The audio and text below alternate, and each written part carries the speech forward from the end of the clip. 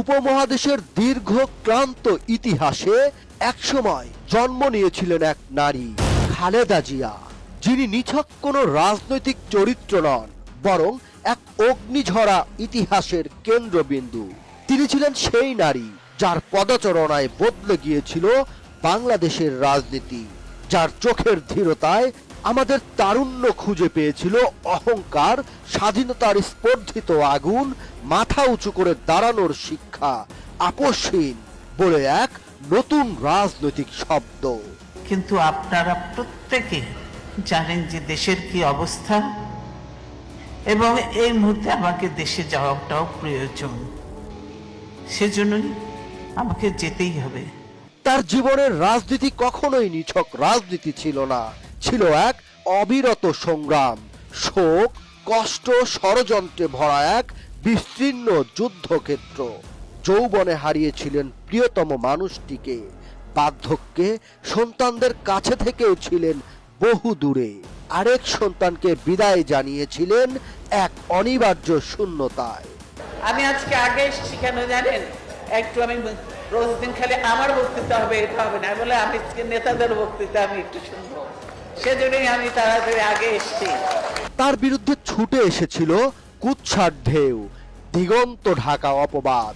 তার প্রতিপক্ষ দেশের প্রজন্মের পর প্রজন্মকে শিখিয়েছিল তাকে ঘৃণা করতে, কিন্তু তিনি নীরবে দাঁড়িয়ে থেকেছেন।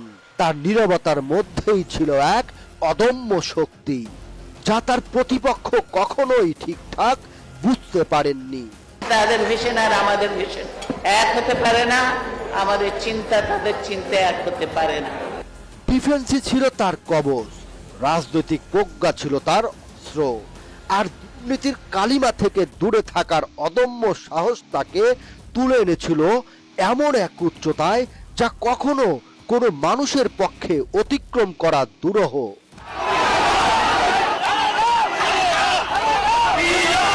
তিনি যে দলের নেতা ছিলেন, সেই দলটা তার মতো রাজনৈতিক নেতার যোগ্য হয়ে উঠতে পারেননি। তিনি একাই সেই দলকে টেনে তুলেছিলেন পাহাড়ের চূড়ায়, যেখানে তার অনুসারীরা কখনো বুঝতে পারেননি তারা যে শিখরে দাঁড়িয়ে আছে তা আসলে এক নারীর ধীরতার নির্মাণ। এজন্যই তার সংগ্রাম, তার সংগ্রামী জীবনের সিলসিলা নিজের দলে তার যোগ্য উত্তরসারী খুঁজে পায়নি। এটাই তার মহাকাব্যের ট্র্যাজেডি।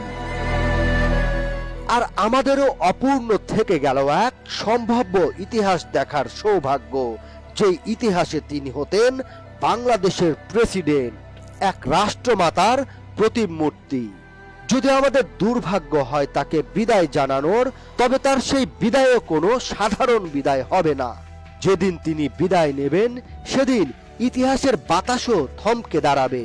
হাজার তরুণ তখন দূর ভবিষ্যতে তার জীবনগাথা পড়বে, অনুভব করবে এক সময় বাংলাদেশে এক নারী এসেছিল মাতৃরূপে, যিনি জাতির বুকে ঢেলে দিয়েছিলেন নিরাপত্তা, ধীরতা আর অটল সাহসের আশ্রয়। তার উপস্থিতি ছিল এক নক্ষত্রের মতো দীপ্তময়, আর তার প্রস্থানও হবে নক্ষত্রের মতোই অটুট দীপ্ত ছড়িয়ে, তা অনন্ত নক্ষত্রের দিকে উড়াল দেবে।